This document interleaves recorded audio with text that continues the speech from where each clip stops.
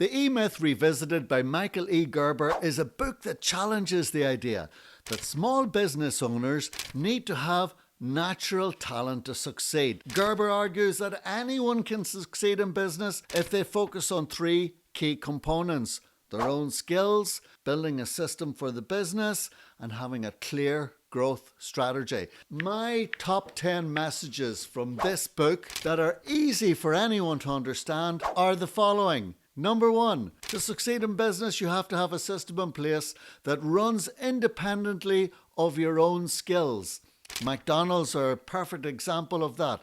Number two, building a system means creating standard operating procedures, job descriptions, and employee training programs that ensure consistent quality and service. And this is the hardest part for business owners because we like to be in the midst of it and sitting down to write manuals and just seems like so tedious. Number three, successful businesses are built on systems, not just on the skills of the owner or employees.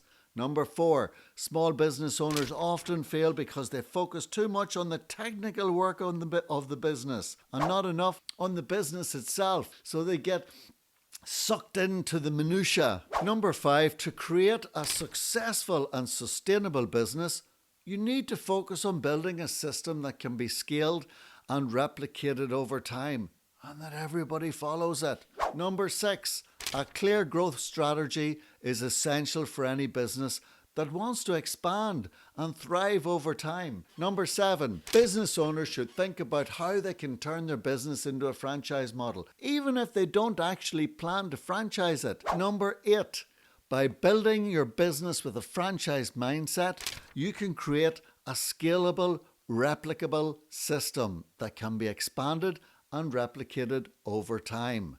And number nine, a successful business is not just about what you do, it's how you do it. Another book that I know will say, it's not the idea in itself, it's the execution of the idea.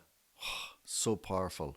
Number 10, to succeed in business, you need to work on your business and not just in your business. And I learned that truly while I had my shoe shop for women, which was there for 11 years before I sold it on. And really it was about that. It had to work outside of me being there. Sometimes I was the worst enemy within the shop. So in summary, and before I actually get to that, I imagine you've hit the subscribe button and the notification bell and blah de blah. But after this video, please watch this one because it's all about watch time, apparently. Anyway, in summary, the E-Myth Revisited teaches us that anyone can succeed in business if they focus on building a system that allows it to run independently of their own skills and have a clear growth strategy and work on their business rather than just in it. So by creating a scalable and replicable system, small business owners can create a successful and sustainable business that will thrive over time. Now, it has some cons. There's pros and cons of every book. Let me go into them briefly. I'll give you 5 pros and 5 cons, and I hope I'm not repeating myself again. Number 1, the importance of building systems. Number 2, it provides practical advice on creating standard operating procedures, job descriptions, employee training programs. Number 3, offers a clear growth strategy that allows the business to expand and thrive over time. Number 4, it encourages business owners to think about how they can create and scale a replicable system, similar to a franchise-based model. And number 5, most importantly, it helps small business owners understand the difference between working in their business and on their business. But the cons, sometimes these books have them. Some readers will say, number 1, they find the book too focused on the concept of franchising, and not all businesses are eligible for the franchise model, and they'll say it doesn't apply to them. Number 2, they'll say that the book is heavily geared towards small business owners and is not that relevant for big corporations or companies. Well, that's fair enough, but sure, he's writing for small business owners, so I don't see that as being a real con. Anyway, that's some of the criticism it's received.